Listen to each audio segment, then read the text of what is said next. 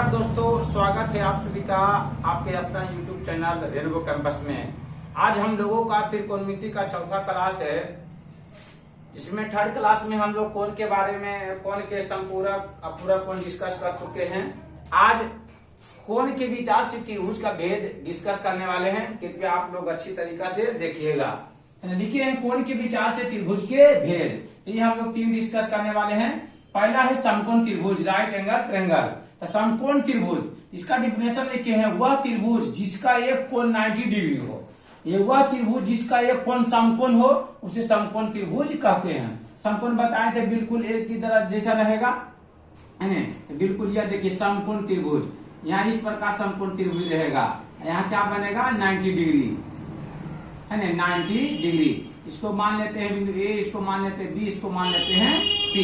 हम लोग जानते हैं त्रिभुज का कितना वर्टेक्स होता है 3, है ना। इसीलिए वर्टेक्स यहाँ ए है, ये वो क्या है बी है, अर्थात क्या है सी, मतलब 3 शीर्ष बिंदु होता है ना। 3 को कोण होता है। त्रिभुज के तीनों कोणों का योग 180 डिग्री होता है। जैसे कि मान लिया जाए कि 90 डिग्री हुआ तो 2 कोण मिलाकर और 90 डिग्री होना चाहिए। तब 2 कोण होगा तो जैसे कि मान लिया जाए कि 45 डिग्री होगा, ये कितना होगा 45 डिग्री होगा, है ना। दोनों क्या होगा 45 डिग्री होगा। तो तीनों का सम मिलाकर कितना होना चाहिए 180 डिग्री। तो इसमें हम भी कह सकते हैं कि समकोण त्रिभुज में न्यून कोण की संख्या भी कई गो है, 2 गो है। हम 45 डिग्री लिए, आप ले सकते हैं 30 डिग्री या 60 डिग्री ले सकते हैं, इससे कोई दिक्कत नहीं है। तो यहाँ हम लोग लिख सकते हैं कि समकोण त्रिभुज में न्यून कोण की संख्या, है ना, न्यून कोण की संख्या, न्यून कोण की संख्या कितना होती है 2 होता है इसमें, है ना। समकोण त्रिभुज में, समकोण त्रिभुज में न्यून कोण की संख्या कितना होता है 2। अगला है न्यून कोण त्रिभुज, एक्यूट एंगल ट्रायंगल, है ना। तो न्यून कोण त्रिभुज, ठीक है, जब किसी त्रिभुज का तीनों कोण न्यून कोण हो, उसे न्यून कोण त्रिभुज कहते हैं। तो न्यून कोण जानते हैं हम लोग 0 डिग्री से बड़ा और 90 डिग्री से छोटा।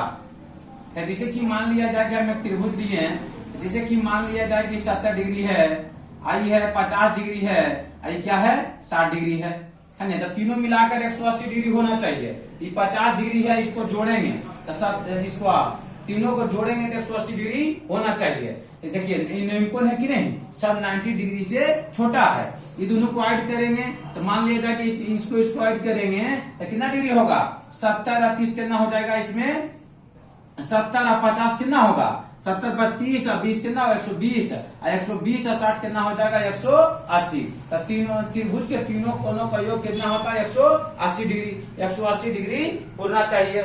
मान लिया जाए, हम इस प्रकार लेते हैं, जिसे कि मान लिया जाए कि 180 डिग्री लिए हैं, मान लिया जाए 40 डिग्री लिए हैं, तो मान लिया जाए 60 डिग्री लिए हैं, तो ये भी क्या हो जाएगा न्यून कोण त्रिभुज, है ना। जिसका मतलब तीनों कोण न्यून कोण हो, मतलब न्यून कोण होने का मतलब होता है 90 डिग्री से छोटा होना चाहिए। सर देखिए छोटा है कि नहीं, है ना। तीनों कोणों का योग भी 180 डिग्री पूरना चाहिए। तो सबको जोड़ने पर देखिए 180 या 40 जोड़ेंगे तो हम लोग कितना होगा 120 होगा, और 120 में 60 ऐड करेंगे तो 180 होगा। तो ये सब क्या है न्यून कोण त्रिभुज है। अगला अधिक कोण त्रिभुज, एक्यूट एंगल ट्रायंगल, है ना। लिखिए इसका डिफिनेशन, जिस त्रिभुज का एक कोण अधिक कोण हो उसे अधिक कोण त्रिभुज कहते हैं। तो अधिक कोण हम लोग जानते हैं 90 डिग्री से बड़ा, 180 डिग्री से छोटा। एक कोण क्या अधिक कोण होना चाहिए, कि जैसे कि मान लिया जाए कि हम लोग, जैसे कि मान लिया जाए कि त्रिभुज है, अगर ये कोण के मान लिया जाए कि 120 डिग्री है तो अधिक कोण त्रिभुज होगा।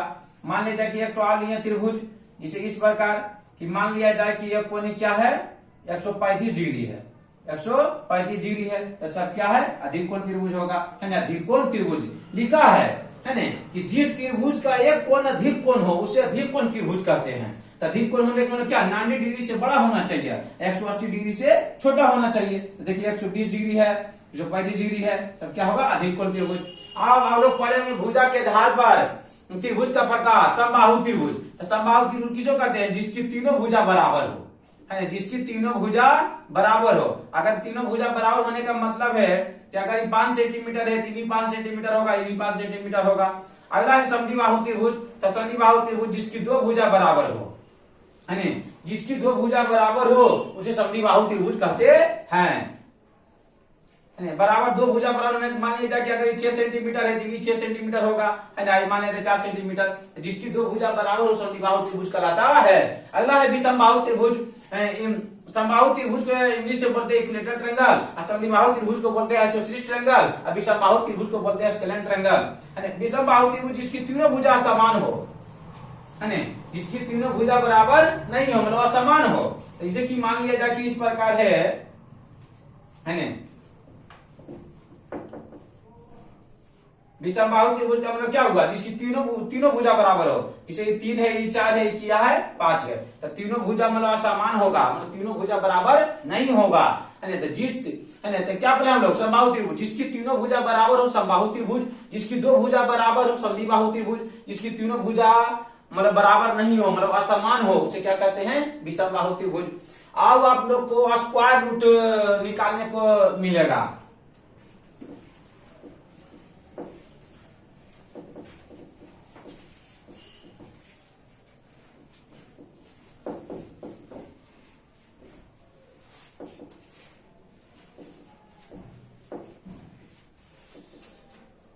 Square root, SQUARE, square root,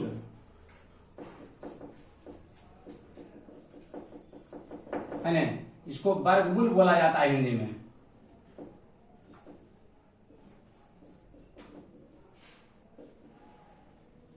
वर्गमूल, तो हम लोग का आभाज्य गुणनखंड भी तो हम इसमें यूज कर सकते हैं, जिसे कि मान लिया जाए कि हमको निकालना आभाज्य गुणनखंड 80 का, ठीक है, जिसे हमको निकालना है 24 का, हमको निकालना है 120 का।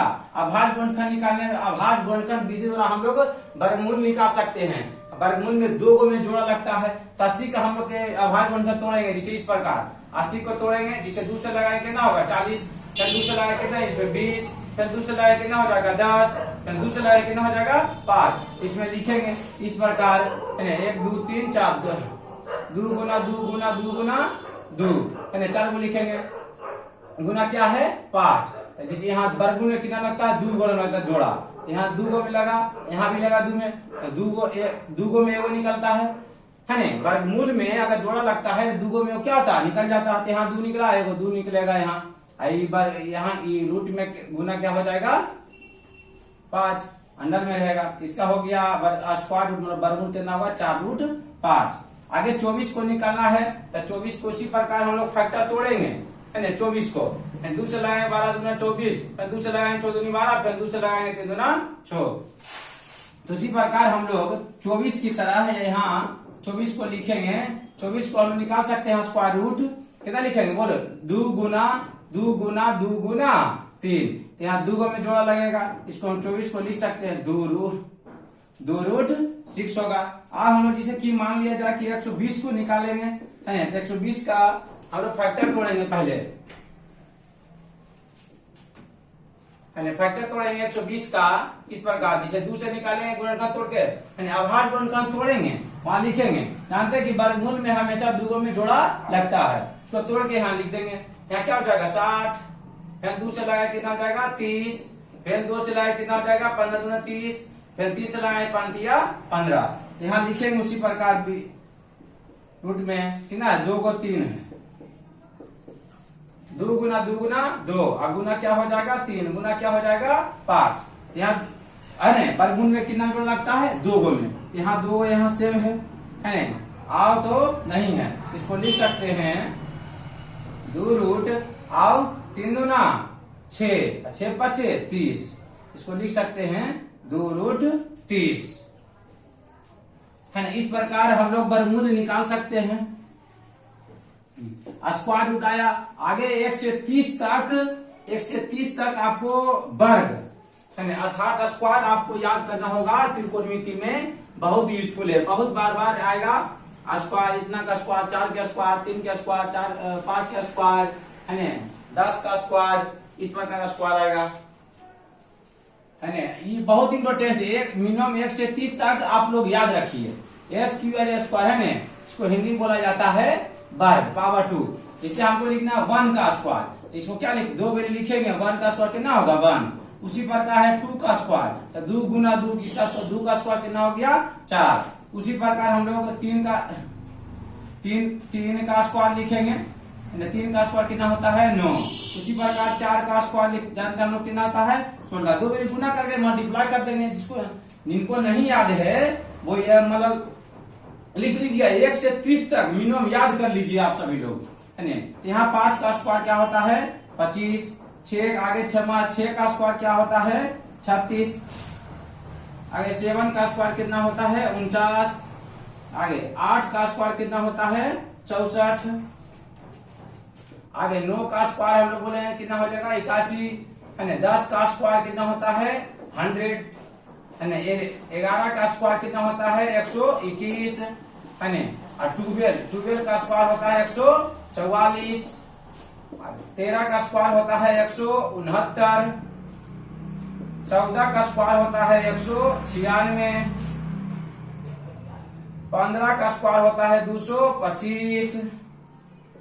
16 का स्क्वायर होता है 256। 17 का स्क्वायर होता है 289। 18 का स्क्वायर होता है 324, है ना। 19 के स्क्वायर होता है 361। 20 के स्क्वायर होता है 400, है ना। 21 के स्क्वायर होता 21 का स्क्वायर होता है 441। 22 का स्क्वायर होता है 484। 23 का स्क्वायर होता है 529। 24 का स्क्वायर होता है 576।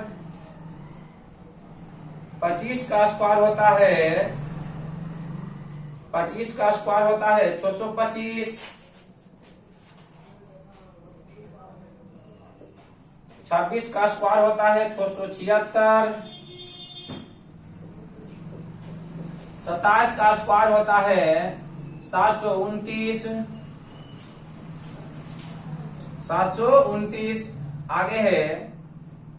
28 का स्क्वायर होता है 784। 29 का स्क्वायर होता है 841। 30 का स्क्वायर होता है 900, है ना। इतना स्क्वायर मिनिमम कम से कम आप लोग याद कर लीजिए, ताकि बहुत इंपॉर्टेंट है। इसमें त्रिकोणमिति में बहुत बार यूज होगा। बाकी हम लोग नेक्स्ट वीडियो में मिलेंगे, है ना। पाइथागोरस का प्रमेय, समकोण त्रिभुज के बारे में, लंब आधार कर्ण क्या होता है, पाइथागोरस त्रिकोण होगा नहीं होगा, हम लोग अगले वीडियो में डिस्कस करेंगे। अगले क्लास से बहुत इंपॉर्टेंट क्लास होगा। कृपया आप लोग अच्छी तरीका से देखिए और जो भी पॉइंट दिखाते हैं कॉपी में नोट कर लीजिए। बाकी नेक्स्ट वीडियो में मिलेंगे। Thank you all of you.